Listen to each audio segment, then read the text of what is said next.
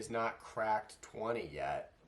The closest he came was against France. So just have to wait and see on Draymond. He's not going to be a very popular play for anyone that wants to try to put up some unique lineups out there. I'll just be honest with you. Straight up, Draymond Green is not going to be a very popular play.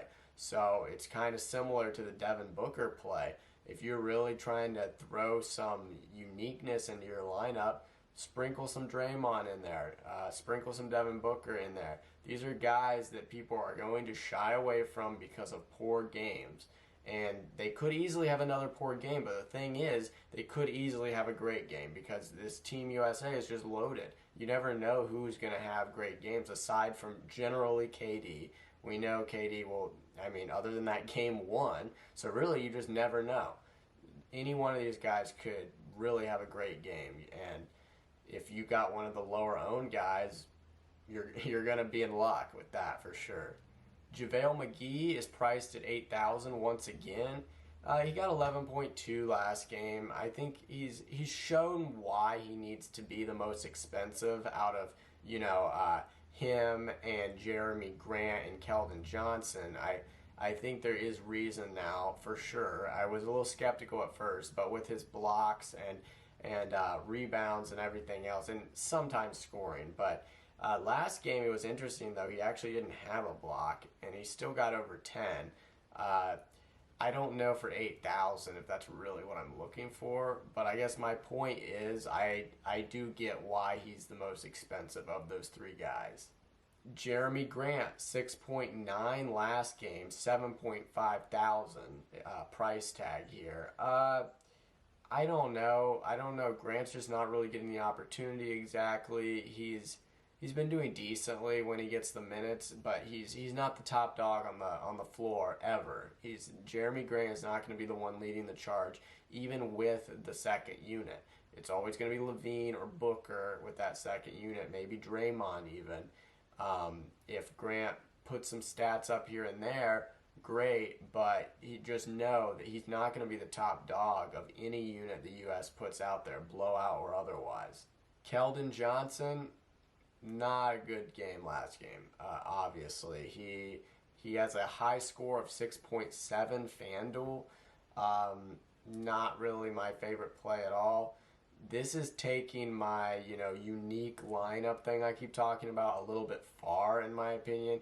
It is true. If you play Keldon Johnson and he has a great game, you're going to be looking great with your lineups because he's not going to have high ownership percentage at all.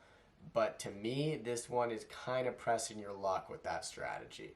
I will not be playing Keldon Johnson. Maybe I'll throw him in a lineup here and there just in case. But I think with those other guys, there is a much greater chance that they actually crush value. Keldon Johnson, I just don't see it. There isn't much reason to think he might have a great game. At least with those other guys, they've done it before, aside from Draymond. But, Draymond, at least, he's putting up decent points. Keldon Johnson hasn't even scored 7 yet. So, if he does it, it's going to take everyone by surprise, and your lineups with him in it will be awesome.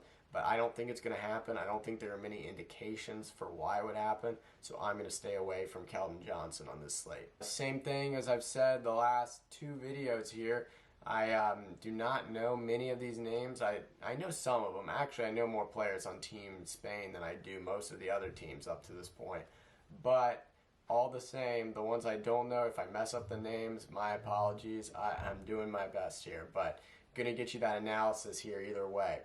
So with these players, FanDuel has not put their stats from past games up under their game log. So I pulled their stats in, made a little mock-up here, and have their statistics underneath their names here as similarly to how they'd be displayed in FanDuel, but obviously it's not FanDuel points are not showing up here, but these are their stats. So put this together so all of you can look at this all in one place here, and hopefully it helps you out. So here we have Ricky Rubio. He's the first guy here for Spain in terms of price at 14,000. So right away I'm thinking this is expensive, but when you look at his stats, unquestioned top dog for Spain. 22 minutes, 25 minutes, 24 minutes. we've seen guys play more minutes actually on other teams. I think Spain has a bit more of a spread out rotation.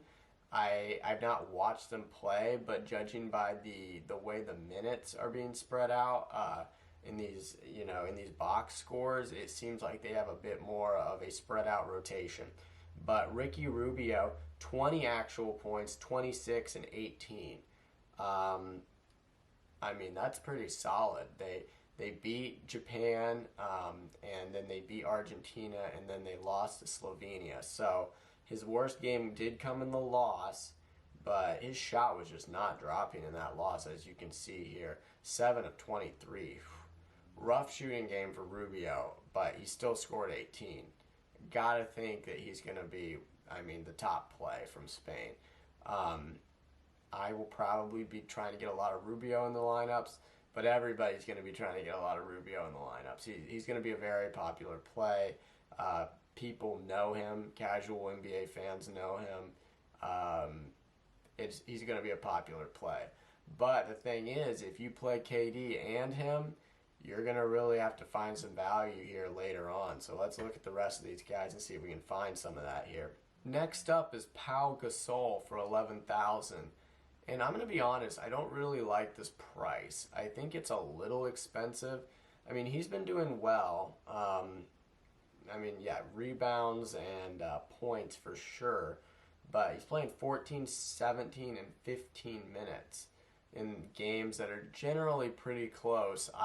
I know Gasol is getting up there in age a little bit. If the U.S. were to open this game up into some kind of blowout, maybe even more than what's predicted, like if they win by more than 12, I would view Gasol easily as a rest candidate for Spain. I don't think they'd push him super hard if the game wasn't very close.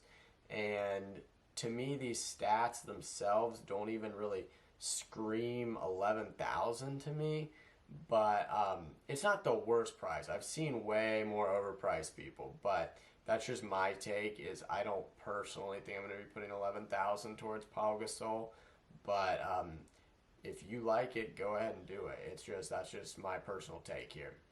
Victor Claver here for Spain. I'm sure I'm messing that last name up, but he comes in next at 10,000 and 22 minutes, 23 minutes, 25 minutes. So he's actually getting more minutes than Gasol for what it's worth. 13 points, 9 points, 4 points. Okay, and he's doing a little bit of everything. This is a guy that seems to have gotten in decent foul trouble pretty consistently. 4, 2, and 4 on the fouls. Something worth monitoring.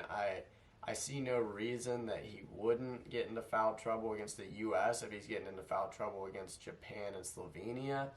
That's just my take on that. And you never know. Fouls have certain randomness to them, but also this guy seems to pretty consistently commit a decent amount.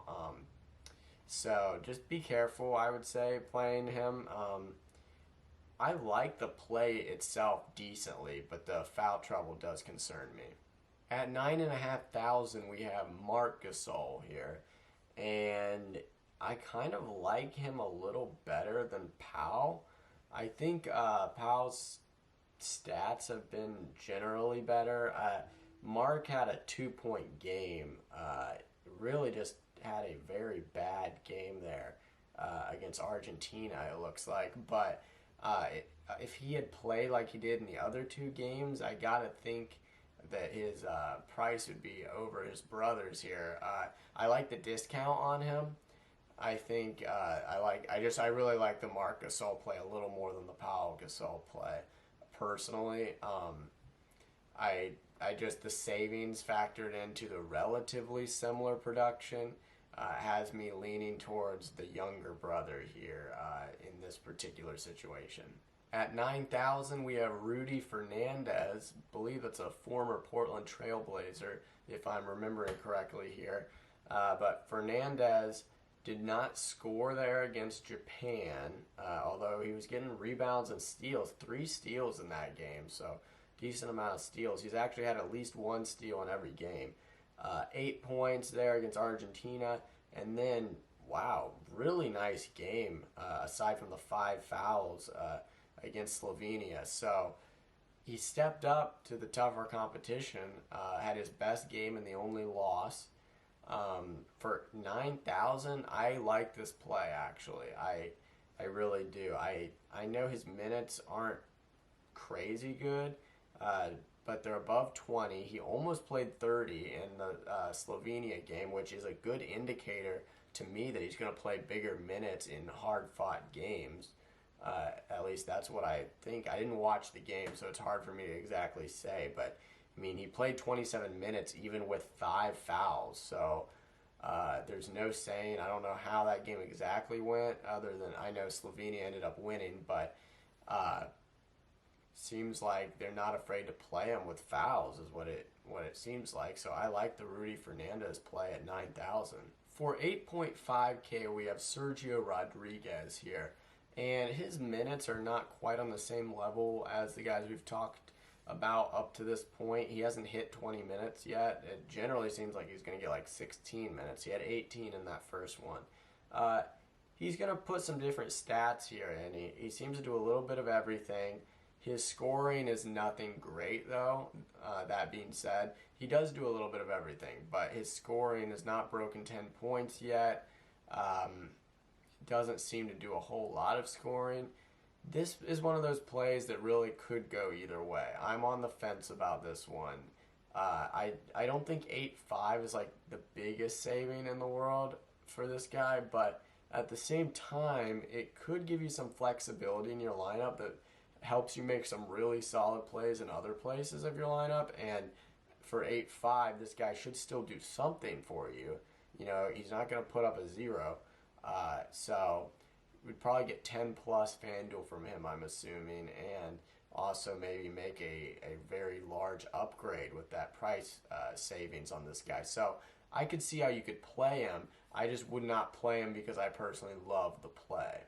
Sergio Llull here for Spain, and I like this play a little more than the last one for 8,500.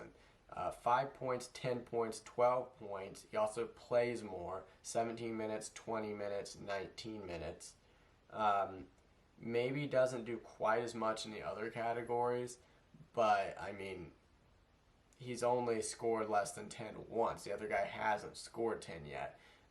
And, I mean, I think points are kind of the name of the game. At the end of the day, neither of them are probably huge blockers or getting a bunch of steals or anything like that. So when you compare the two, I like this play at 8,500 a little more. For 7.5, we have Alex Abrines here, and a lot of minutes generally. Aside from that last one against Slovenia, I almost wonder if there was an injury here or something, because playing 20 plus minutes up to that point and then got 7 against Slovenia. So I need to do some research and figure out why exactly that happened, first of all, before I play any of this guy. Because that's a pretty large drop-off right there. But his first game was really good against Japan. And after that, he's just done nothing that makes me feel good about playing him. So I would personally probably go to one of the 8,500 guys over this guy. And then, you know, somewhere else, find somewhere to save that 1,000, because I don't think I'd go to this guy over any of the 8,500 guys, either of them, that is. Alberto Abalde here, kind of an interesting play because he played 27 minutes last game. Kind of seems like the minutes got reversed here between the last guy we just talked about and him, as he got 27 minutes. The other guy got dropped down to 7. This is an interesting play to me because he put up 14 in the Slovenia game and 3 steals as well. Wow. Okay, so this guy had a really solid last game. If he can do that twice, he's going to absolutely crush this 7,000 value. I will say that right now. There's a potential value alert right here with this guy. He could go back and do what he did in the first 2 games as well, but I'm just letting you know, if you're scouting for value here, I'm assuming that's why you're watching this video, especially on Spain's side, this guy right here, he's got potential. 6,500 here. Here's a guy NBA fans should be familiar with, Willie Hernan Gomez. Hasn't really done a whole lot, although for the minutes he's been getting, he's been decently productive. I will say that, because he is not getting very many minutes, and he's doing more than some guys that are getting the minutes. So, in terms of the minutes he's getting, pretty nice production, but the minutes just aren't quite there. That being said, this is more than you would get out of most people that are priced at 6.5 thousand. If there's a guy from Team USA priced like this, you're really not expecting hardly anything.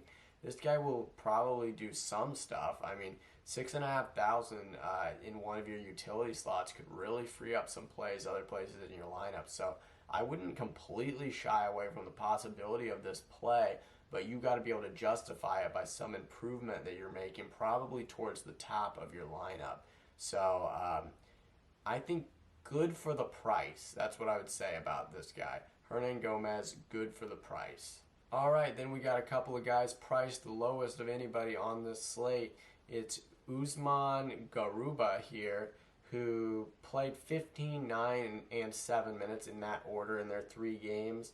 Had a decently productive first game and then really just kind of fell off, got progressively worse game to game. His minutes got progressively worse as well. Don't like the way that this particular player is trending. I don't think his play has been trending in the right direction. I will probably avoid playing him. Zabi Lopez, a Roastic Y here, played 4 minutes in that first game, didn't do too much, and then hasn't played in the last 2 games.